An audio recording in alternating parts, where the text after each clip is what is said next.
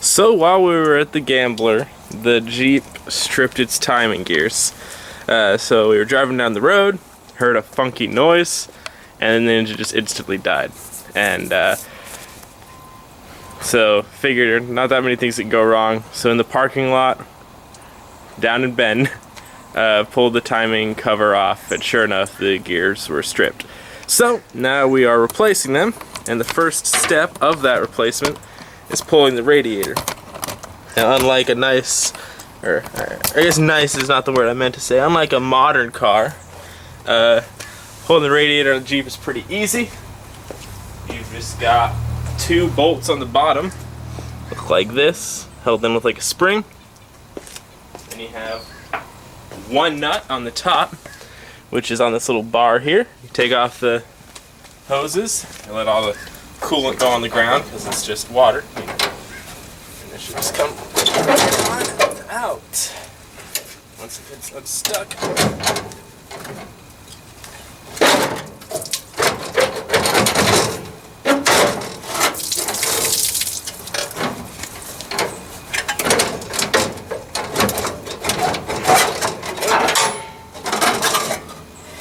Easy peasy, lemon squeezy.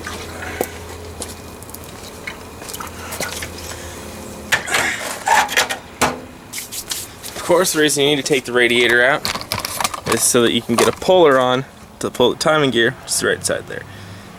So yeah, now we're gonna get the plate off and the pulley, and then should be cruising. So if you're ever having problems loosening a crank nut in a manual transmission car, the solution is pretty simple. Pop it in the highest gear you've got, hold the brakes, and then loosen, and it'll pop right off. Now if you put it in first gear, then that's when the engine has the most advantage over the wheels, so you'll probably just go right past the brakes.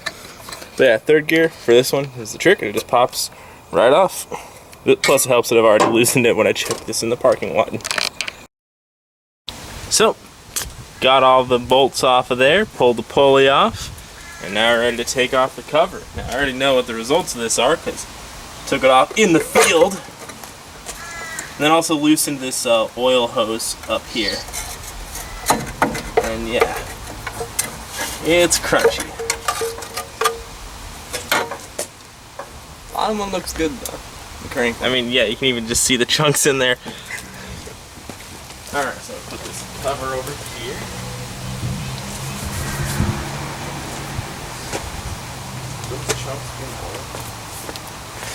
We'll see. Alright. So yeah, you can see pretty clearly that gear has seen better days. But on the bright side, it looks like the metal gear, solid. The metal gear on the crank is fine. It doesn't even look, trying to get a focus there. There we go. The metal gear on there is fine. So yeah, it's just a horrible, it's actually a resin gear, which is something I've never seen before. When I was looking for replacement parts, all the parts were resin. I'm like, what the hell? Thought it was just some cheapo thing. But no. So yeah, it's seen better days. We're gonna try to pull it off without breaking it, but if we do, we're not gonna do that much more damage. Get the teeth. Alright, so here we got the timing gear, and as you can see, you know, it has an optimal amount of play. You're gonna want the teeth to be nice and loose. That's again optimal. So yeah, that's right how you want it, right there. Just a good solid amount of play. Sometimes when you're working on cars, you need to improvise, adapt, and overcome. So we tried pulling the gear off, it came off in pieces. It's too bad, because now we can't reuse this perfectly good gear. So what we did is we tried a few things. So first we tried cutting a notch in the gear right there to try to get the puller onto that, because this is the metal like centerpiece. That didn't work. So then we drilled a couple holes into the side, and I made sure to mark the drill bit so that we didn't drill into the cam, because that would suck.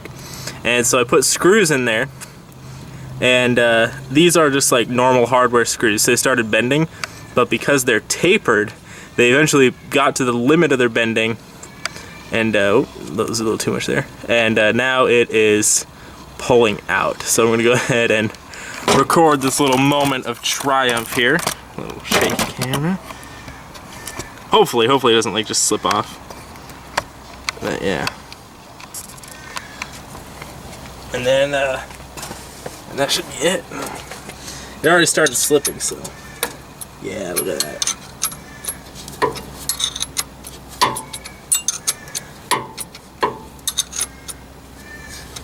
Try to keep the puller from slipping off.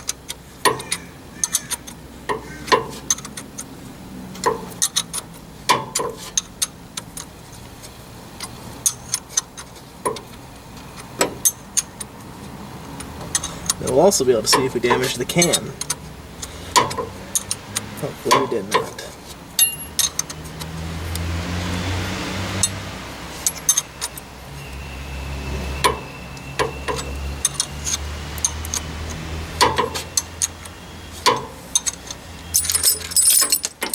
Can you grab that piece that fell off?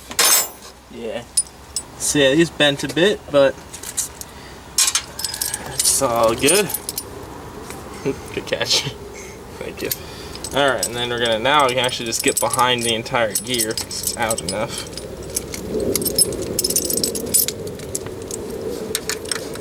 From what I see, I just see shiny cam though, so it looks good. See, we got that right there.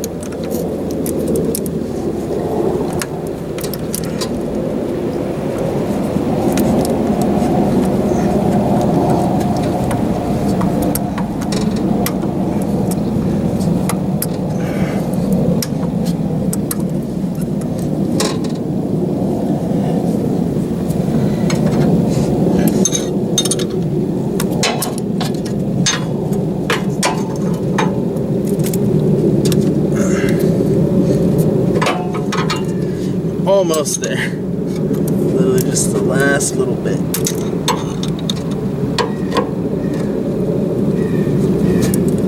Here we go. Alright. So now I'm going to line this up.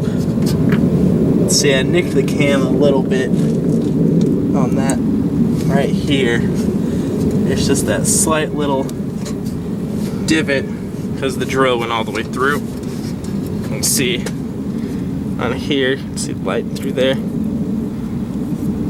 but only on that one spot, and it's pretty small. So yeah, you probably actually, yeah, you can see it right there if I get the camera to focus.